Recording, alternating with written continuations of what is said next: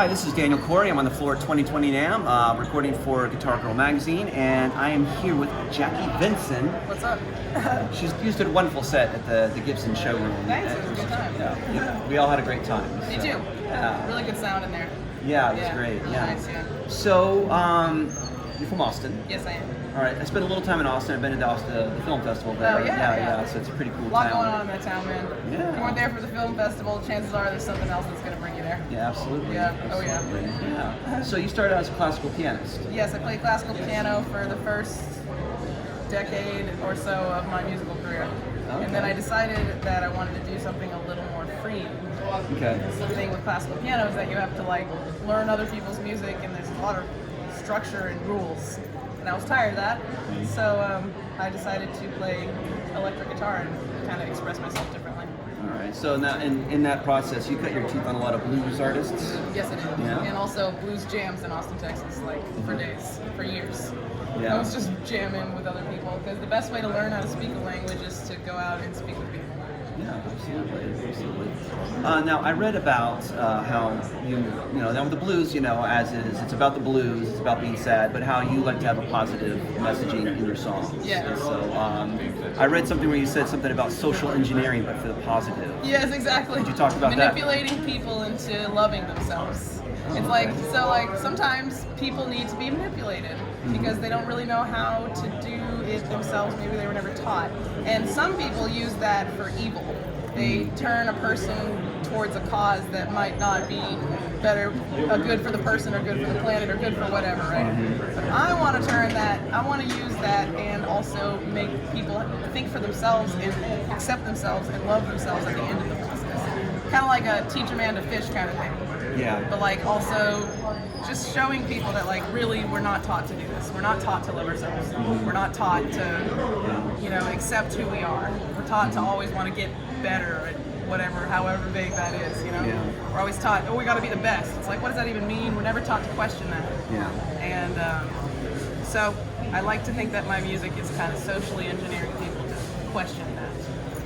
Yeah, the term itself has got a very negative connotation. I have in other parts of my working life worked in telemarketing and stuff like that, and they say beware of social engineers. Yeah, be aware. Trying to get information, but nope, I'm just trying to get people to have a good time. It doesn't have to be bad. I want you to have a good time. I want you to relax. I want you to be happy. I want you to be present. That's all I want. And there's a two-way street to that, because when you learn about them, they learn about your message. Yeah, exactly. There's a lot of potential there. Exactly. If only we use social engineering for good most of the time. Unfortunately, that's not that true. Yeah, exactly. So there's a lot of genres infused in your style, especially what I just heard. So could you just talk a little bit about that and your style and your influences? Well, I just have a hard time only being on one channel of music. There's so many different channels that you can surf in so many different ways you can hear and listen to, and a lot of other people are doing what I do as well. They are definitely combining a lot of stuff and like making an amalgam of a lot of different things into their own sound. And so that's really what I'm doing. I'm just kind of like casting a really wide net, and every time I release a new record, I'm kind of honing in on what I liked about the last one and what I didn't like, and I'm going to leave out what I didn't like, and just trying to hone in on the sound right now. And in order to do that, you kind of got to explore every sound. Yeah. So that's what I'm doing. Yeah, I mean, I definitely say I have an idea what your style is from hearing you just now. It's consistency from song to song. Yeah. It's very good. It's taken a few years. My first record was real patchy. Yeah. Like every song sounded like they could have been their own record. You know what I mean? Like as soon as you got done listening to one song, you're kind of in a mode, and then the next song is totally different vibe. Maybe even recorded somewhere different. Yeah. Just totally different. No consistency of sound, and I've really been working on it. Well, as you're starting off as a songwriter, maybe you don't want to limit yourself to one thing. You don't want to filter, right? Yeah, no, because But you then, need then to... you can narrow it later. Yes, you have to experience everything. You don't start off as if you've experienced everything. You start off doing everything, and you kind of whittle it down. And that's been the story of my songwriting career for sure. Started off like way here, and now I'm kind of like right here. Yeah. And then eventually I'm going to be like right here. Okay. And then maybe I'll get bored of that, and Yes. I'll branch back out again. Maybe switch to another instrument, and then rein it in. You know what I mean? So I like the visual. I'm glad we did this on video. Yes, exactly. Instead of Me just too. a talk interview, because we got the visual. Here, exactly. So that's good. I'm Do getting a lot of this. physical representation. Yes, on the colors. exactly right. So I was sent a single of yours called Wanderlust. Yes. And I had a specific question about that, my personal curiosity. It's something about the beat and the bass line. Of course, I know that reggae is it plays big in your influence. But there's something about the beat and the bass line, the way you counterpoint that with the vocals. It reminded me a lot of the Police. Are you a fan of the Police? You know, that's actually a pretty good catch. I mean, I'm not a non-fan of the Police. Every time I hear them, I like what I'm hearing, and I've heard their music a lot because they're a very famous band. But I have not personally like sat down and listened to their catalog per se.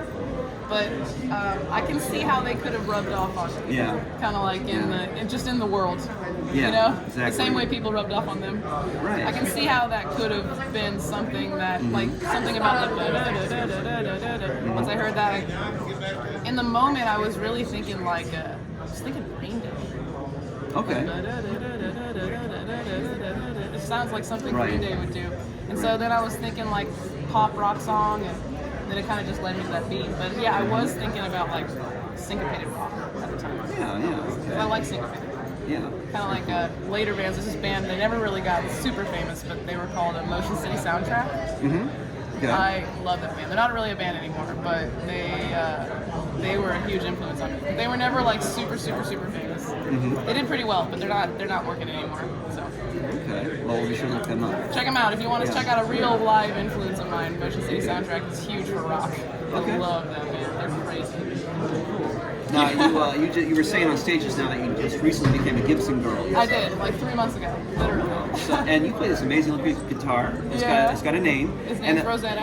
And your ensemble today really complements the guitar, I must say. Yes, I've been working on honing in my look as well. My sound and my look have been I've been carving them out for a few years. Yeah. And I've decided I want to commit to colors. And I want those colors to be like black and gold or some variation there. Yeah. Eventually I'll add in white, so it'll be like black, white, gold. Yeah. And I'm working towards that, you know? Yeah. Well, it's got a very earthy feel. Like almost like a wood grain finish on the guitar with the gold accent. Yep. You got that going. Kind of like a Cleopatra vibe. Subtle. Yeah. So what are the specs on this guitar of yours? It is a Gibson Les Paul Studio. Okay. It has a coil tap, so the two pickups convert into different sounds if you pull out the volume knobs. Okay. So it has about like 10 or 11 tones available for you to really like play around with. It's really cool. And it's what kind of sold me on Gibson. I was like, I tried out a few different models, and I just didn't think that the tone options were possible that I needed. You know? Yeah. Because I'm coming from a Stratocaster. And so I'm like, I need to be able to do everything. And the people at the Gibson store were like, well, haven't you seen the new Les Pauls? They have coil tap pickups. Like, you can do everything. And sure enough, yeah, everything I thought I needed was in that guitar. So Very cool. yeah, the Les Paul Studios, specifically with the coil tap pickups, are really awesome. You got a lot of variety of tones. You can play any genre. You can like mellow it out and make it a jazz guitar, or you can like engage the humbuckers and make it like cut through the wall. It's like you can do whatever you want with that guitar. All right. Finally, you said you're working on a new album, and you got a tour coming up in the spring? I do. I have a tour coming up at the end of April, running through the at the end of March, I'm running through the end of April. I'm going to be on tour in the Midwest and like Southwest. We're going to start in Atlanta. Okay. Actually, we might even be starting in Baton Rouge. I don't know. The dates are going to be announced on January 27th. All right. And what's the record called? Vintage Machine. That's coming out in September. All right. Cool. All right. Well, thank you so much. Great. Thank you. Great talking to you. This is Jackie Venson and Daniel Corey here for Guitar Guru on the floor NAMM 2020. Have a great rest of the show, everybody. Will do.